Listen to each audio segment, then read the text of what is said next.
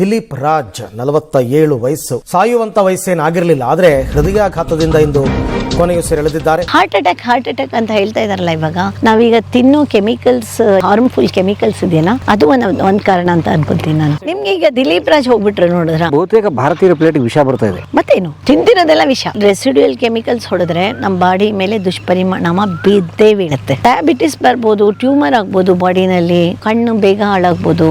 ಬಾಳೆಹಣ್ಣಿಗೆ carbide ಹೊಡಿತಾರೆ. ಮಾವಿನಹಣ್ಣು season ಬಂತು ಅಂದ್ರೆ ನಂಗೆ ತಲೆ ಕೆಟ್ಟೋಗುತ್ತೆ. ಮಕ್ಕಳನ್ನೇ ವಿಷಯದಲ್ಲಿ ಬೆಳೆಸ್ತಾ ಇದೀವಿ. ನಮ್ಮ ಅಕ್ಕ ಒಂದು ಕಡೂರ್ ಹತ್ರ ಒಂದು 8 ಎಕರೆ ತಗೊಂಡು ದ್ರಾಕ್ಷಿ ಬೆಳೆಯಕ್ಕೆ ಶುರು ಮಾಡಿದ್ರು. ಆವಾಗ ನಂಗೆ ಅರ್ಥ ಆಯ್ತು ಯಾಕೆ ದ್ರಾಕ್ಷಿ ತಿನ್ಬೇಡ ಅಂದ್ರು. ಒಣಗಕ್ಕೆ ಕೆಮಿಕಲ್ ಹಾಕಿ ಹಾಕಿ ಹಾಕಿ ಒಣಗಿಸ್ತಾರೆ. ಬಿಸಿಲಲ್ಲಿ ಒಣಗಲ್ಲ. ತಳಿಬೇಗೂ ಹಾಗೆ ಸ್ಪ್ರೇ ಮಾಡಿ, ಇಲ್ಲಾಂದ್ರೆ ಬರದೇ ಇಲ್ವಲ್ಲ. ಅಡಿಕೆ ಬೆಳಿತಾರೆ ಅನ್ಕೊಳ್ಳಿ, ಆ ಕೆರೆ ನೀರು ಕಲುಷಿತ ಆಗದೆ ಇರುತ್ತಾ, ಸಿಕ್ಕಾಪಟ್ಟೆ ಕೆಮಿಕಲ್ ಹೊಡಿತಾರೆ. ಅದನ್ನ ಸ್ಪ್ರೇ ಮಾಡುವಾಗ ಬೇಕಾಗಿರೋ ಅಂತ ನಾರ್ಮ್ಸ್ ಯೂಸ್ ಮಾಡಲ್ಲ. ಮಾಸ್ಕ್ ಹಾಕೋಬೇಕು, ಕೈಗೆ ಗ್ಲೌಸ್ ಹಾಕೋಬೇಕು, ಅದನ್ನ ಹೊಡೆದ ತಕ್ಷಣ ಸ್ನಾನ ಮಾಡ್ಬೇಕು. ಯಾವುದು ಅವ್ರಿಗೆ ಗೊತ್ತಿರಲ್ಲ ರೈತರಿಗೆ. 480 ವರ್ಲ್ಡ್ ಅಲ್ಲಿ ಬ್ಯಾನ್ ಆಗಿ 50 ವರ್ಷದ ಮೇಲಾಯ್ತು. ಇಂಡಿಯಾದಲ್ಲಿ ಸಿಗ್ತಾ ಇತ್ತು, ಯಾರನ್ನ ಕೇಳೋಣ. ಸ್ಪ್ರೇ ಹೊಡೆದು ಆ ಹೊಡೆಯೋರ್ ಕತೆ ಏನು? ಅವ್ರ ಮನೇಲಿ ಮಕ್ಳುಗಳಿರ್ತಾರೆ, ಅರ್ಧಂಬರ್ಧ ಜೀವನದಲ್ಲೇ ಸತ್ತೋಗ್ತಾ ಇರ್ತಾರೆ, ಇಲ್ಲಾಂದ್ರೆ ಕ್ಯಾನ್ಸರ್ ಇಂದ ಬಳಲ್ತಾ ಇರ್ತಾರೆ. ಸುಪ್ರೀಂ ಕೋರ್ಟ್ ಬ್ಯಾನ್ ತಂದಿದೆ ಕೋನೋಕಾರ್ಪಸ್ ಬಗ್ಗೆ. ನಮ್ ದೇವೇಗೌಡರು ಪೆಟ್ರೋಲ್ ಬಂಕ್ ಎದುರುಗಡೆ ನೋಡಿ ಫುಲ್ಲು ಲೈನಲ್ಲಿ ಕೋನೋಕಾರ್ಪಸ್ ಹಾಕಿದ್ದಾನೆ.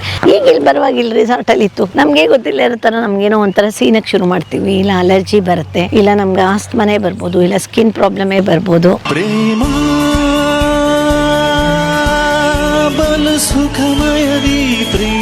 ಇದು ನ್ಯಾಯಶೆಟ್ಟಿ ಕೆರೆ. ಇದು ಮುಕ್ಕೋಡ್ಲು ಕೆರೆಯಿಂದ ಇದು ಒಂದು 10 ಕಿಲೋಮೀಟರ್ ದೂರದಲ್ಲಿದೆ. ಇದೆಲ್ಲ ಒಂದೇ ರೀಜನ್ಗೆ ಬರುತ್ತೆ. ಈ ಕೆರೆ ಈ ಹೈಟಲ್ಲಿ ಇತ್ತು.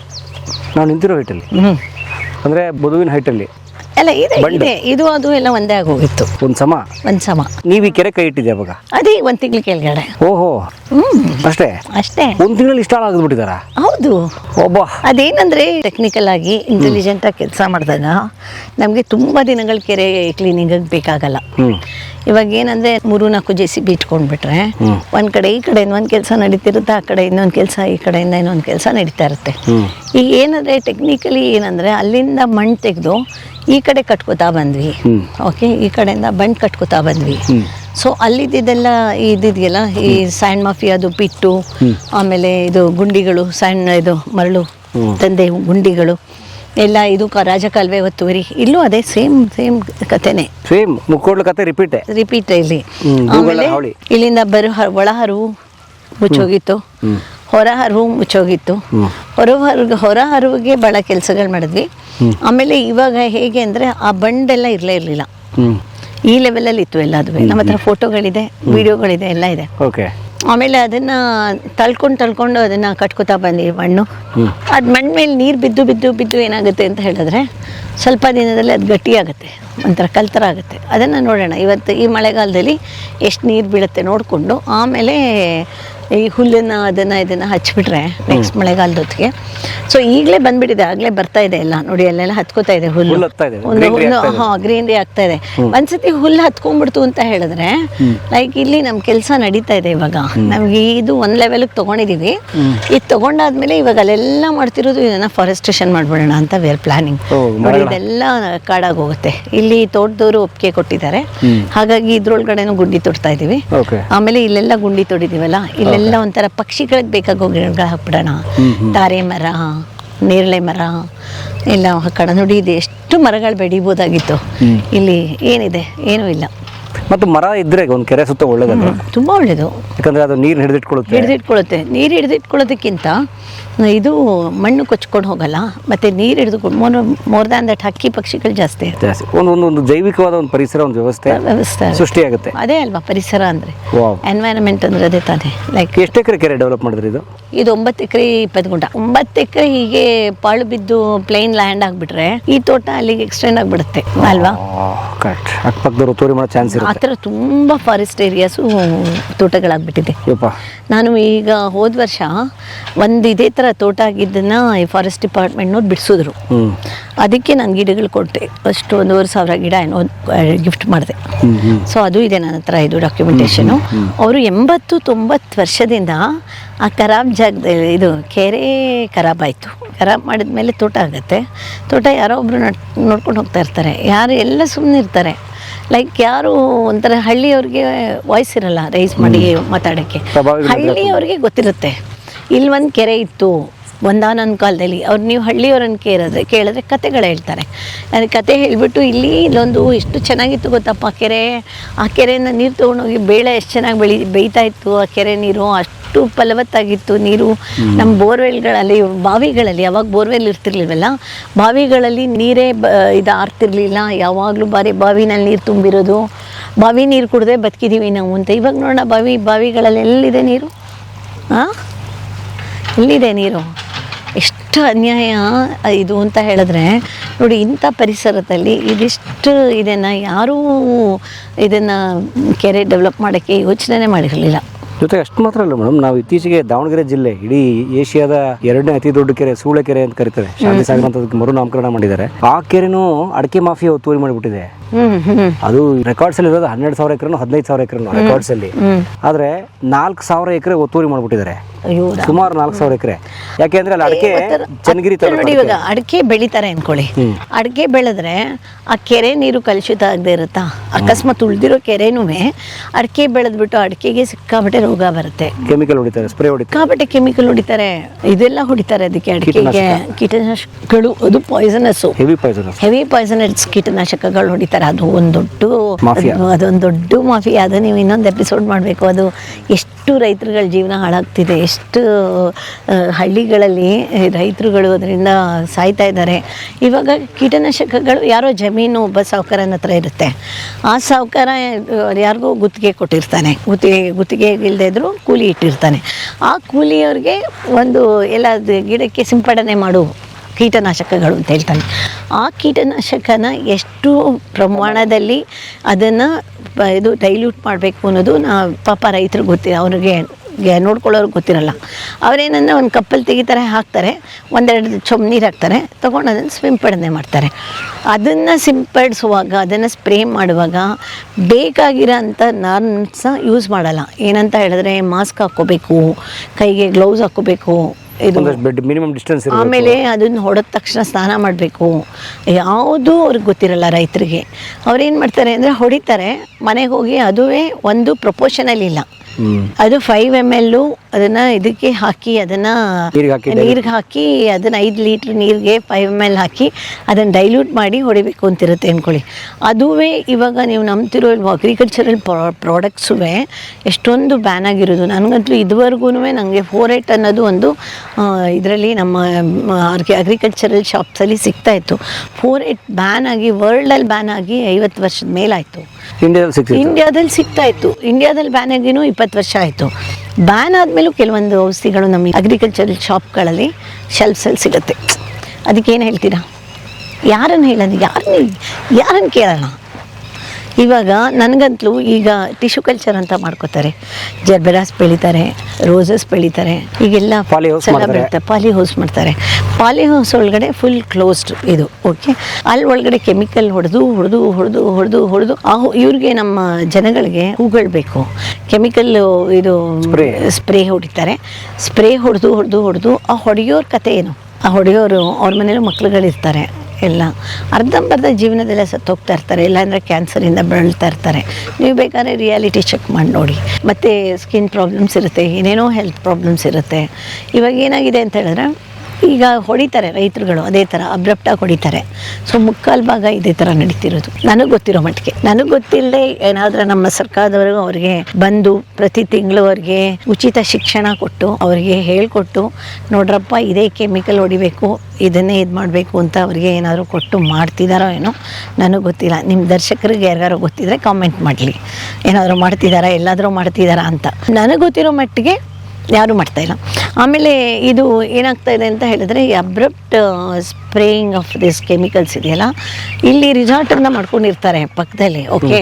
ಈಗೆಲ್ಲ ಬಂದು ಇಲ್ಲೆಲ್ಲ ಒಳ್ಳೆ ಪರಿಸರ ಜಾಗ ಎಷ್ಟು ಚೆನ್ನಾಗಿದೆ ಅಂತ ಹೇಳಿ ರಿಸಾರ್ಟ್ ಮಾಡ್ಕೊಂಡಿರ್ತಾರೆ ಅಂದ್ಕೊಳ್ಳಿ. ಆ ರಿಸಾರ್ಟಲ್ಲಿರೋ ಅಂದ್ಕೊಂಡಿರ್ತಾರೆ ನಾವು ಸೇಫು ಅಂತ. ನನಗೆ ಒಂದು ಅನುಭವ ಆಗಿದೆ ಏನಂದರೆ, ನಾವು ಮಾಲ್ಡೀವ್ಸ್ಗೆ ಹೋದ್ವಿ. ಮಾಲ್ಡೀವ್ಸ್ ಟ್ರಿಪ್ಗೆ ಓಕೆ. ನನ್ನ ಮಕ್ಳುಗಳು ಭಾಳ ದೊಡ್ಡ ಬಂಗ್ಲೆ ಮಾಡಿದ್ರು.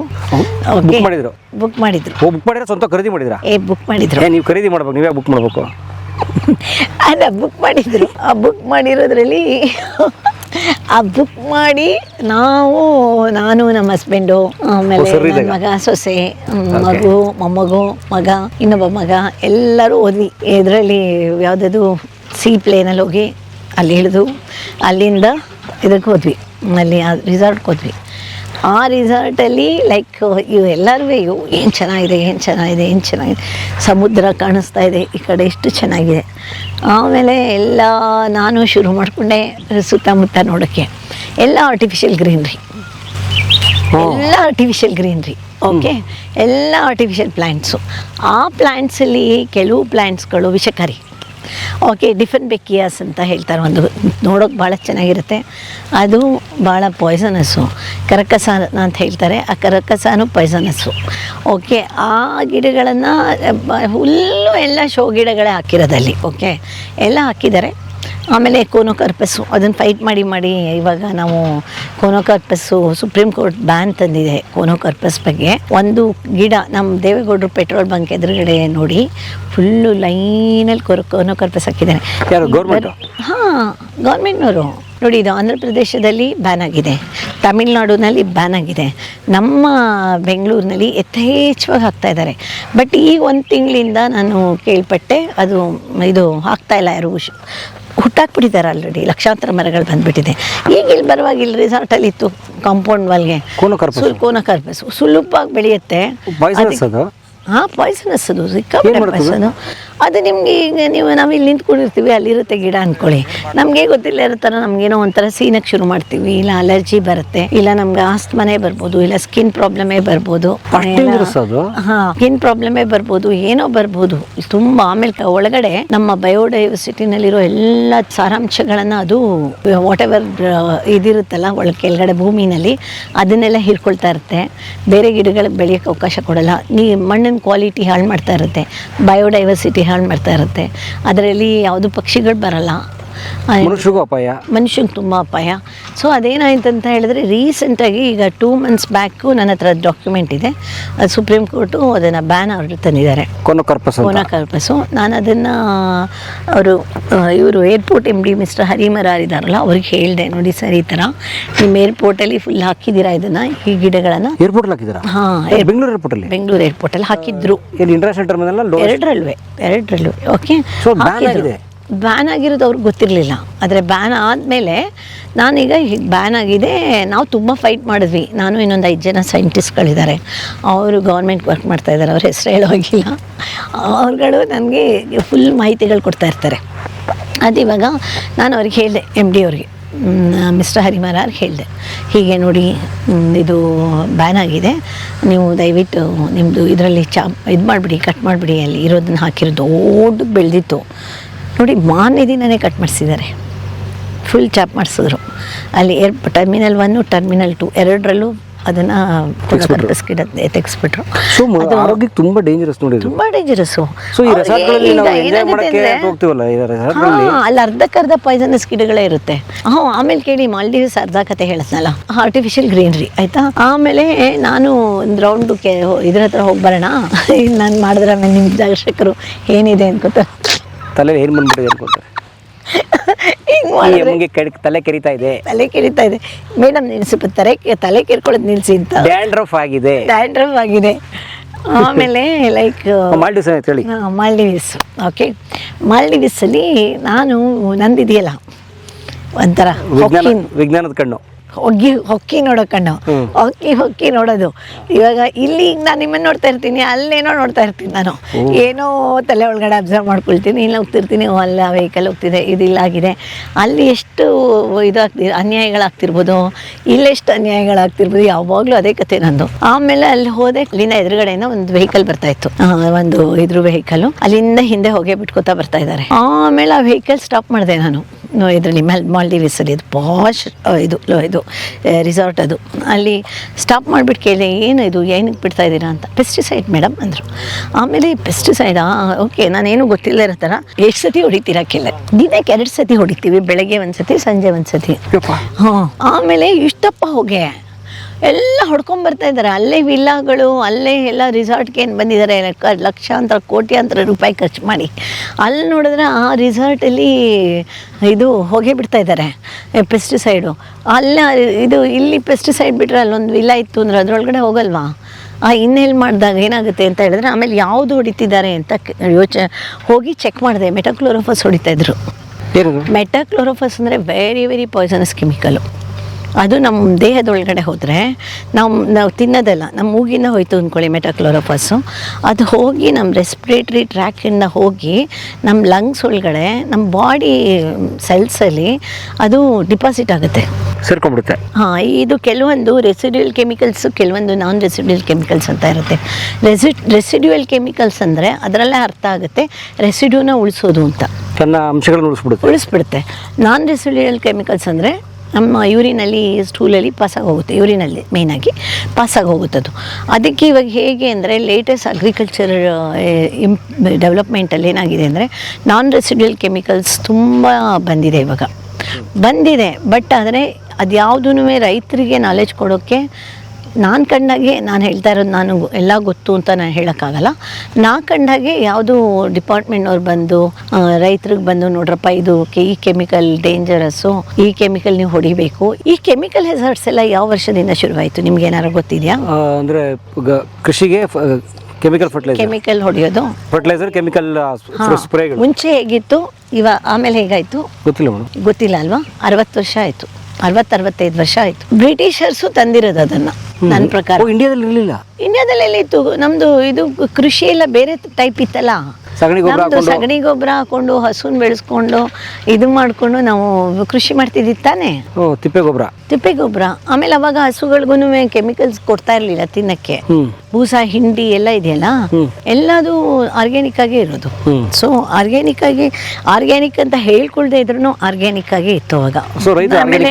ಆಮೇಲೆ ಏನಾಗುತ್ತೆ ಅಂತ ಹೇಳಿದ್ರೆ, ಭೂಮಿ ಇದೆಯಲ್ಲ, ಭೂಮಿನಲ್ಲಿ ನೀವು ಆರ್ಗ್ಯಾನಿಕ್ ಕಲ್ಟಿವೇಶನ್ ಮಾಡ್ಬೇಕಂತ ಹೇಳಿದ್ರೆ ಆ ಭೂಮಿನಲ್ಲಿ DAP ಯಾವುದು ಹೊಡೆದಿರಬಾರ್ದು. ಇನ್ನೇನೇನು ಹೊಡಿತಾರೆ, DAP 482 ಅದು ಇದು ಎಲ್ಲ ಹೊಡಿತಾರಲ್ಲ, ಗೆದ್ಲು ಬರಬಾರ್ದು ಅಂತ 482 ಹೊಡಿತಾರೆ. ಸೊ ಅದೇನು ಹೊಡೆದಿರಬಾರ್ದು. 10 ವರ್ಷ ಕಾಲ ಭೂಮಿನ ನೀವು ಹಾಗೆ ನೆಲನ ಹಾಗೆ ಬಿಟ್ಟಿರಬೇಕು. ಅದು ಬಿಟ್ಟಿದ್ದ ನೆಲದಲ್ಲಿ ಅದರ ಅಂಶ ಎಲ್ಲ ಹೋಗಿರುತ್ತೆ, ಕೆಮಿಕಲ್ ಅಂಶ ಎಲ್ಲ. ಅವಾಗ ಅದು ಆರ್ಗ್ಯಾನಿಕ್ ಲ್ಯಾಂಡ್ ಆಗುತ್ತೆ. ಅವಾಗ ಅದರಲ್ಲಿ ಬೆಳೆದಿರೋ ಇದು ತರಕಾರಿಗಳು, ಬೆಳೆಗಳು, ಅದನ್ನು ಹೇಗೆ ಬೆಳಿಬೇಕಂತ ಹೇಳಿದ್ರೆ, ಇವಾಗ ಸುಭಾಷ್ ಪಾಳೇಕರ್ ಇದ್ದಾರಲ್ಲ, ಅವರು ಪೂನಾದಲ್ಲಿ ಇರ್ತಾರೆ. ಅವರೊಂದು ಕಂಡುಹಿಡಿದಿದ್ದಾರೆ ಜೀವಾಮೃತ, ಬೀಜಾಮೃತ, ಬ್ರಹ್ಮಾಸ್ತ್ರ ಅಂತ. ಅಂದರೆ ಬೀಜಾಮೃತ ಅಂದರೆ ಬೀಜ ಹಾಕಕ್ಕೆ ಮುಂಚೆ ಅದರಲ್ಲಿ 1 ನಿಮಿಷ ಬೀಜಾಮೃತದಲ್ಲಿ ನೆನೆಸ್ಬಿಟ್ಟು ಬೀಜನ ಹಾಕೋದು. ಓಕೆ, ಅಷ್ಟೂ ಪ್ಯೂರ್ ಆರ್ಗ್ಯಾನಿಕ್. ಅದು ಎಲ್ಲರಿಗೂ ಅಷ್ಟು ತಾಳ್ಮೆ ಎಲ್ಲಿದೆ ಪ್ಯೂರ್ ಆರ್ಗ್ಯಾನಿಕ್ ಬೆಳೆಯೋಕ್ಕೆ? ಇವಾಗ ಏನಾಗ್ತಾ ಇದೆ ಅಂತ ಹೇಳಿದ್ರೆ, ಅದನ್ನು ಮಾಡಬೇಕು ಅಂದರೆ ನಾನು 1-2 ಎಕರೆ ಮಾಡಿದ್ದೆ. ಲೈಕ್ TV9 ನಾನು TV9 ನನ್ನ ಮೈ ಆರ್ಗ್ಯಾನಿಕ್ ಫಾರ್ಮ್ ಅಂತ ಒಂದು ಇದು ಬಂದಿತ್ತು, ನಂದೊಂದು ಎಪಿಸೋಡ್ ಬಂದಿತ್ತು. ಅದೇನಂತ ಹೇಳಿದ್ರೆ, ನಾನು ಎಷ್ಟು ಮಟ್ಟಿಗೆ ಅಂದರೆ ಅದನ್ನು ನೀಟಾಗಿ ಸ್ಟಡಿ ಮಾಡಿ ಅದನ್ನು ಇದ್ರ ಬಗ್ಗೆ, ಜೀವಾಮೃತದ ಬಗ್ಗೆ ಹೇಗೆ ಮಾಡೋದು ಅಂತ ಅವ್ರು ಏನು ಹೇಳ್ತಾರೆ ಅಂತ ಹೇಳಿದ್ರೆ, ಸುಭಾಷ್ ಪಾಳೇಕರ್ ಏನು ಹೇಳ್ತಾರೆ, ಸಗಣಿ ಇರುತ್ತಲ್ಲ, ಸಗಣಿ ಆರ್ಗ್ಯಾನಿಕ್ ಆಗಿರಬೇಕು. ಸಗಣಿ ಆರ್ಗ್ಯಾನಿಕ್ ಆಗಿರ್ಬೇಕಂತ ಹೇಳಿದ್ರೆ, ಸಗಣಿನ ಹಸು ಹಾಕುತ್ತಲ್ಲ, ಹಸು ಏನು ತಿನ್ನುತ್ತೋ ಅದೆಲ್ಲ ಆರ್ಗ್ಯಾನಿಕ್ ಆಗಿರಬೇಕು. ಅಕಸ್ಮಾತ್ ಹಸು ಕೆಮಿಕಲ್ ತಿಂದರೆ ಸಗಣಿ ಬರುತ್ತಲ್ಲ, ಅದು ಹೇಗೆ ಆರ್ಗ್ಯಾನಿಕ್ ಆಗೋಕ್ಕಾಗತ್ತೆ? ಸೊ ಅದ್ರ ಎಕ್ಸ್ಟ್ರಾಕ್ಟ್ ಅದರೊಳಗಡೆ ಬಂದೇ ಇರುತ್ತೆ, ಯೂರಿನಲ್ಲಿ, ಇದು ಗಂಜಲದಲ್ಲಿ ಮತ್ತು ಇದರಲ್ಲಿ ಸಗಣಿನಲ್ಲಿ. ಅದಕ್ಕೆ ಆ ಹಸು ಎಲ್ಲಾದರೂ ಗುಡ್ಡ ಕಾಣಿಸ್ತಿದೆಯಲ್ಲ, ಯಾರು ಟಚ್ ಮಾಡಿರಲ್ಲ, ಅಲ್ಲೆಲ್ಲ ಹೋಗಿ ಮೇಯ್ಕೊಂಬರುತ್ತಲ್ಲ, ಆ ಥರ ಹಸು ಸಗಣಿ ಹಾಕಿ ಅಲ್ಲೆಲ್ಲ ಸಗಣಿ ಹಾಕಿರುತ್ತೆ. ಮನೆಯಲ್ಲಿ ಅದಕ್ಕೇನು ಫುಡ್ ಕೊಟ್ಟಿರಲ್ಲ, ಆ ಸಗಣಿ ತೊಗೊಂಬರೋದು, ಆ ಗಂಜಲ ಹಿಡ್ಕೊಂಬಂದು ಆ ನಾಟಿ ಹಸು ಆಗಿರಬೇಕು. ಇವಾಗ ನಾವು ಅಲ್ಲಿ ಇದು ನೀರು ಕುಡಿತಿತ್ತಲ್ಲ ಸೀಮೆ ಹಸು, ಅದ್ರದ್ದು ಸಗಣಿ ಪ್ರಯೋಜನ ಇಲ್ಲ. ನೀವು ನಂಬ್ತಿರೋ ಇಲ್ಲೋ, ಆ ಸೀಮೆ ಹಸು ಸಗಣಿ ಇದೆಯಲ್ಲ, ಸೀಮೆ ಹಸು ಸಗಣಿ ನಲ್ಲಿ ಆಗಿರೋದು ಅತ್ವರ್ಮ್ ಬರುತ್ತಲ್ಲ, ನಾವು ಗೊಬ್ಬರ ಮಾಡಿದಾಗ ಎರೆಹುಳ ಬರುತ್ತಲ್ಲ, ಆ ಎರೆಹುಳಕ್ಕೆ ಶಕ್ತಿನೇ ಇರಲ್ಲ. ಓ ಅದೇ ವೀಕ್ ಎರೆಹುಳ, ಯಾಕಂದ್ರೆ ಸಗಣಿನೇ ವೀಕ. ಸಗಣಿ ವೀಕು. ಅದೇನಾಗುತ್ತೆ ಅಂದ್ರೆ 4 ಇಂಚು ಕೊರಿಯಲ್ಲ, ಅದು ಒಂದು ಅರ್ಧ ಅಡಿನೂ ಕೊರಿಯಲ್ಲ, 4 ಇಂಚು ಕೊರಿಬೋದೇನೋ ಅಷ್ಟೇ. ಅದೇ ನಾವು ನಾಟಿ ಹಸು ಸಗಣಿನಲ್ಲಿ ಮಾಡಿರೋ ಗೊಬ್ಬರ ಇರುತ್ತಲ್ಲ, ಅದು 7-8 ಅಡಿ ತನಕ ಕೊರಿಯುತ್ತೆ. ಇದು ಸೀಮೆ ಹಸುನಲ್ಲಿ ಮಾಡಿರೋ ಎರೆಹುಳ ಮಣ್ಣಲ್ಲಿರೋ ನೈಟ್ರೋಜನ್ ತಿಂದು ಮಣ್ಣನ್ನು ಬಿಡುತ್ತೆ. ಅದೇ ನಾಟಿ ಹಸು ಗೊಬ್ಬರ ಇದೆಯಲ್ಲ, ಅದು ನೈಟ್ರೋಜನ್ ಬಿಟ್ಟು ಮಣ್ಣು ತಿನ್ನುತ್ತೆ. ಸೊ ಭೂಮಿಗೆ ನೈಟ್ರೋಜನ್ ಕೊಡ್ತಾ ಹೋಗುತ್ತೆ. ಇದು ತುಂಬ ಇದೆ ಸ್ಟಡೀಸ್, ಇದರಲ್ಲಿ ತುಂಬ ಇದೆ ಸ್ಟಡೀಸು. ಬಟ್ ನಮ್ಮದು ಇದನ್ನು ಇದೇನಾಗಿ ಹೋಗ್ತಾ ಇದೆ ಇವಾಗ ಅಂತ ಹೇಳಿದ್ರೆ, ಈಗ ಕೃಷಿ ಬಗ್ಗೆ ಇವಾಗ ನಾವು ಮಾತಾಡ್ತಾ ಹೋದರೆ that's a very big subject. ಅದು ನಾನು ಅಷ್ಟೊಂದು ಪೊಟೆನ್ಷಿಯಲ್ ಅಲ್ಲ. ಪ್ಲೇಟ್ಗಳಿಗೆ ಬಹುತೇಕ ಭಾರತೀಯ ಪ್ಲೇಟಿಗೆ ವಿಷ ಬರ್ತಾ ಇದೆ. ಮತ್ತೇನು ತಿಂದಿರೋದೆಲ್ಲ ವಿಷ. ಆಮೇಲೆ ಇದರಲ್ಲಿ ಟೀ ಕುಡಿತಾ ಇರ್ತಾರಲ್ಲ, ಟೀನದು ಎಷ್ಟು ವಿಷ ಗೊತ್ತಾ? ಟೀನ ವಿಷ ಅಂದರೆ, ಟೀ ಏನು ಮಾಡ್ತಾರೆ ಅಂದರೆ ಬಾಯ್ಲ್ ಮಾಡ್ತಾರಲ್ಲ. ಆ ಬಾಯ್ಲ್ ಮಾಡುವಾಗ ಅಷ್ಟು ಪಾಯ್ಸನಸ್ ಕೆಮಿಕಲ್ ಬರುತ್ತೆ. ಟೀನ ಬಾಯ್ಲ್ ಮಾಡಬಾರ್ದು. ಟೀ ಕುಡಿಬೇಕು ಅಂದರೆ ಜಸ್ಟ್ ಕುದಿಯೋ ನೀರು ಹಾಲು ಇರುತ್ತಲ್ಲ, ತರಿಸ್ಬಿಟ್ಟು ಅದರೊಳಗಡೆ 1-2 ಸ್ಪೂನ್ ಟೀ ಪುಡಿ ಹಾಕ್ಬಿಟ್ಟು ಮುಚ್ಚಿಟ್ಬಿಡ್ಬೇಕು. ಆ ಶಾಖದಲ್ಲಿ ಆ ಟೀ ಎಸೆನ್ಸ್ ಎಲ್ಲ ಬಿಟ್ಕೊಳ್ಳುತ್ತೆ. ಟೀನ ನೀವು ಎಷ್ಟು ಬಾಯ್ಲ್ ಮಾಡ್ತೀರೋ ಅಷ್ಟು ನೀವು ವಿಷ ಕುಡ್ದಾಗೆ. ಬೇಕಾದ್ರೆ you can go and stay. ಅದು ಅವಾಗ ಏನಾಗುತ್ತೆ ಅಂದರೆ, ನೀವು ಟೀನ ಬಾಯ್ಲ್ ಮಾಡದೆ ಕುಡಿದಾಗ ಅದು ದೇಹಕ್ಕೆ ಒಳ್ಳೆಯದು. ಆ್ಯಕ್ಚುಲಿ ಒಂದು ರೀತಿಯಲ್ಲಿ ಆ್ಯಂಟಿ ಆಕ್ಸಿಡೆಂಟು ಇದು. ಅದನ್ನು ಬಾಯ್ಲ್ ಮಾಡಿ ಕುಡಿದಾಗ ಅಷ್ಟು ಪಾಯ್ಸನ್ ಒಳಗಡೆ ತೊಗೋತೀರ ನೀವು. ಅದು ಹೋಗಿ ಡಿಪಾಸಿಟ್ ಆಗ್ತಾ ಇರುತ್ತೆ ಒಳಗಡೆ. It is very risky. ನಮಗಿವಾಗ ಈಗ ಹೇಗೆ ಅಂತ ಹೇಳಿದ್ರೆ, ಇದನ್ನು ನಾನು ಇದ್ರ ಬಗ್ಗೆ ನನ್ನ ಮಕ್ಕಳು ಸಣ್ಣವರಿದ್ದಾಗ ನಾನು ಓದೋಕ್ಕೆ ಶುರು ಮಾಡಿದೆ. ಓಕೆ, ನನಗೆ ಇದ್ರದ್ದು ಅನುಭವ ಆಗಿದೆ ಯಾವಾಗ ಅಂದರೆ, ನನಗೊಂದು 5 ವರ್ಷ ಇದ್ದಾಗ ನಮ್ಮನೆಗೆ ಏನು ಮೂರ್ತಿರಾವ್ ಮಗ ಒಬ್ಬರು ರಾಜು ಅಂತ ಬಂದರು. ಏನು ಮೂರ್ತಿರಾವ್ ಅವ್ರ ಮಗ? ಏನು ಮೂರ್ತಿರಾವ್ ಗೊತ್ತಲ್ವಾ? ಏನು ಮೂರ್ತಿರಾವ್ ದೇವರು ಅಂತ ಬುಕ್ ಬರೆದಿರಲ್ಲ. ಹಾಂ, ಅವ್ರ ಮಗ ರಾಜು ಅಂತ, ಭಾಳ ಹೈಲಿ ಎಜುಕೇಟೆಡ್. ಓಕೆ, ಅವರು ನಮ್ಮ ಅತ್ತಿಗೆ ಏನು ಮೂರ್ತಿರಾವ್, ನಮ್ಮ ಅತ್ತಿಗೆ ದೊಡ್ಡಪ್ಪ, ನಮ್ಮ ಅತ್ತಿಗೆ, ನಮ್ಮ ಸ್ವಂತ ಅತ್ತಿಗೆ ದೊಡ್ಡಪ್ಪ. ಅವ್ರ ಮಗ ರಾಜು ಅಂತ. ಆ ರಾಜು ಇದ್ದಾರಲ್ಲ, ಅವರು ಫಿಲಿಪೈನ್ಸಲ್ಲಿ ಡಬಲ್ PhD ಮಾಡ್ಕೊಂಡು ಬಂದರು. ಅದು ಯಾವುದ್ರ ಬಗ್ಗೆ PhD ಮಾಡಿದ್ರು ಅಂದರೆ, chemical hazards on human body ಅಂತ. Okay, chemical hazards on human body. ಅದು ಇವಾಗ ಹೇಗೆ ಅಂದ್ರೆ, ಅವ್ರೇನು ಮಾಡಿದ್ರು, ಫಿಲಿಪೈನ್ಸಿಂದ ಬರುವಾಗ ಒಬ್ರು ಫಾರಿನರ್ನೇ ಮದುವೆ ಮಾಡ್ಕೊಂಡ್ಬಂದರು. ಬಂದು ಅವ್ರಿಗೆ ಇಲ್ಲಿದೆಲ್ಲ ಅಧ್ವಾನಗಳು ಎಲ್ಲಾನು, ಅಮೇರಿಕಾದಲ್ಲೂ ಅದೇ ಅಧ್ವಾನ. ಓಕೆ, ಇಲ್ಲಿದೆಲ್ಲ ಅಧ್ವಾನಗಳು, ಅಲ್ಲೂ ಕೆಮಿಕಲ್ ಸಿಕ್ಕಾಬಟ್ಟೆ ಹೊಡಿತಾರೆ ಅಮೇರಿಕಾದಲ್ಲೂ ಅದೇನು. ಬಟ್ ಆದರೆ ಅಲ್ಲಿ ಏನಾಗುತ್ತೆ ಅಂದರೆ, ಸೀರಿಯಸ್ ಆಗಿ they think about hazards, human body ಮೇಲೆ ಹೆಜಾರ್ಡ್ಸ್ ಆಗುತ್ತೆ ಅಂತ. ಅವರು ನಮ್ಮ ದೇಶಕ್ಕಿಂತ ಬೆಟರಾಗಿ ಅವ್ರುಗಳು ಥಿಂಕ್ ಮಾಡ್ತಾರೆ. ಆಮೇಲೆ ಅವ್ರೇನು ಮಾಡಿದ್ರು, ಬಂದು ಇಲ್ಲಿ ತೀರ್ಥಹಳ್ಳಿ ಹತ್ರ ಒಂದು 25 ಎಕರೆ ತೊಗೊಂಡು ಎಲ್ಲ ಅವರೇ ಬೆಳ್ಕೊಳ್ಳೋರು. ಒಂದಿನ ನಮ್ಮ ಮನೆಗೆ ಬಂದರು ಅವರು. ನಮ್ಮ ಮನೆಗೆ ಬಂದಾಗ ನಂಗೆ ಅವಾಗ 5-6 ವರ್ಷ ಇರಬೇಕು, 6 ವರ್ಷ ಇರಬೇಕು. ಬಂದಾಗ ನೀರು, ಆಹಾರ, ಫುಡ್ಡು ಎಲ್ಲ ತೊಗೊಂಬಂದಿದ್ರು. ನಾನು ಅವ್ರನ್ನ ಕೇಳಿದೆ, ನೀವು ಯಾಕೆ ನಮ್ಮ ಮನೆ ಊಟ ಮಾಡ್ತಾಯಿಲ್ಲ, ನೀವು ಇದೆಲ್ಲ ತೊಗೊಂಬಂದಿದ್ದೀರಾ ಅಂತ.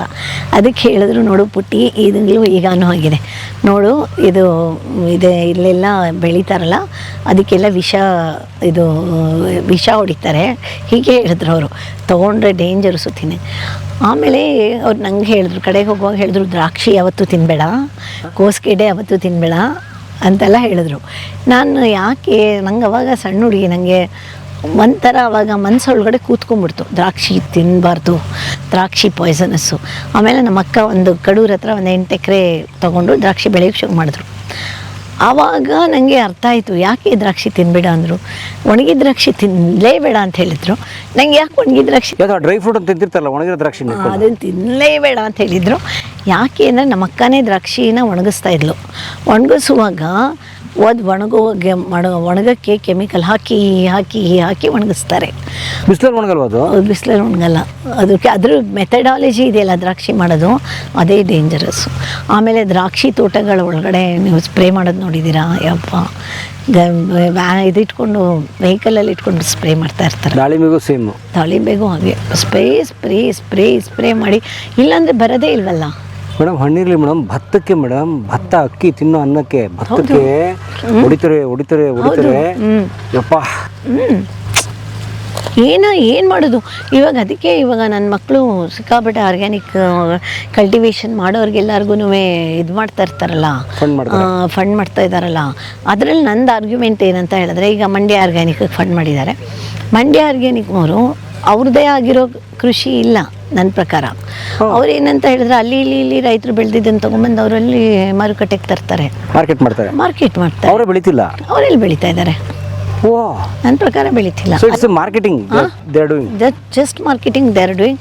ಅವ್ರಿಗೇನು ಗೊತ್ತು ಇವರು ಯಾವ ಕೆಮಿಕಲ್ ಹೊಡೆದಿರ್ತಾರೆ, ಯಾವ ರೈತರು ಯಾವ ಥರ ಬೆಳೆದಿರ್ತಾರೆ ಅಂತೇನು ಗೊತ್ತು. ಒಟ್ಟಲ್ಲಿ ಆರ್ಗ್ಯಾನಿಕ್ ಎಷ್ಟೋ ಇದು ಮೋಸ.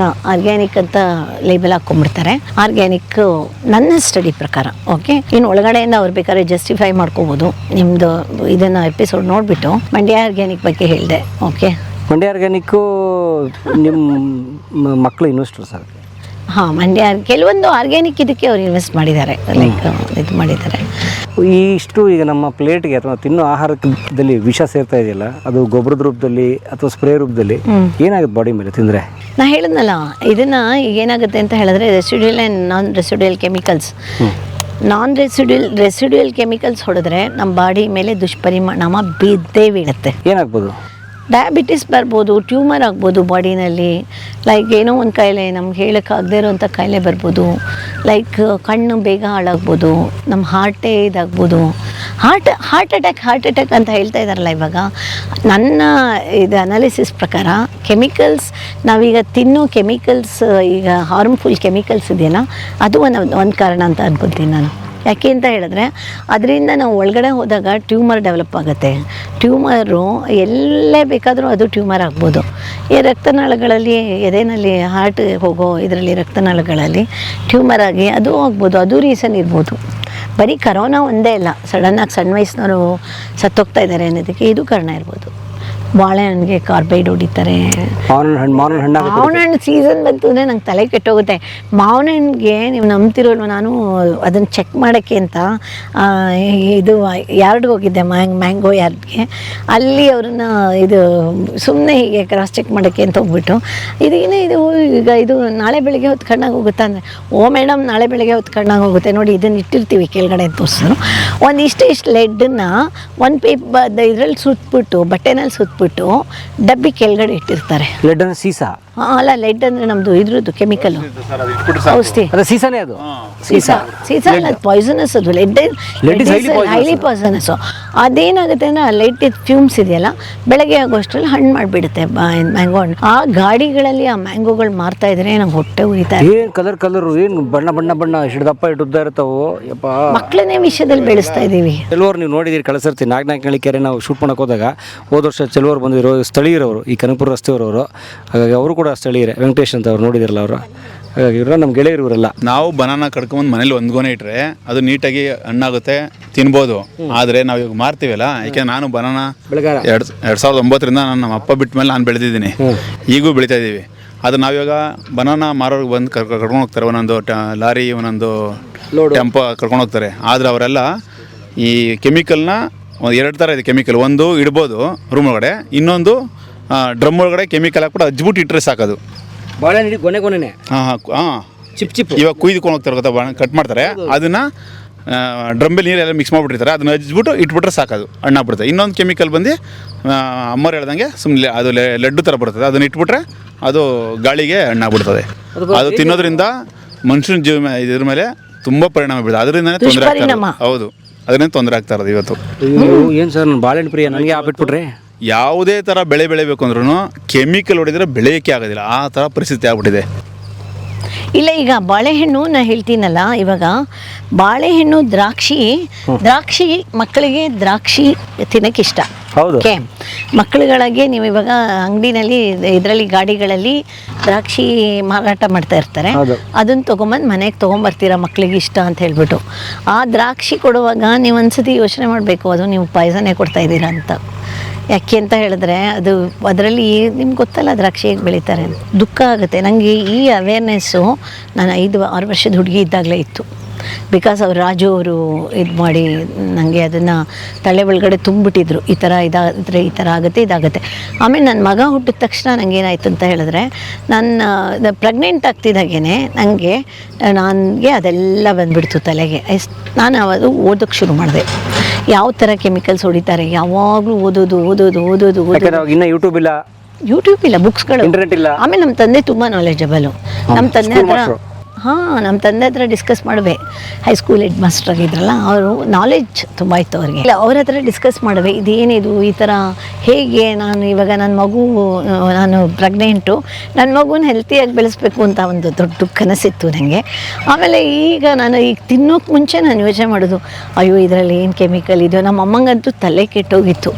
ಬಸ್ರಿ ನಾನು ನೋಡ್ಕೋತಾ ಇದ್ರಲ್ಲ ನಾನು ಪ್ರೆಗ್ನೆಂಟ್ ಇದ್ದಾಗ, ಅಯ್ಯೋ ನಿನ್ನ ಮಗು ಈಗ ನೀನು ಏನೇ ಎಲ್ಲರೂ ಮಾಡೋ ಥರ ನೀನು ಇರೋ, ನೀನೇನು ಈ ಥರ ಮಾಡ್ತೀಯಾ ಅಂತ.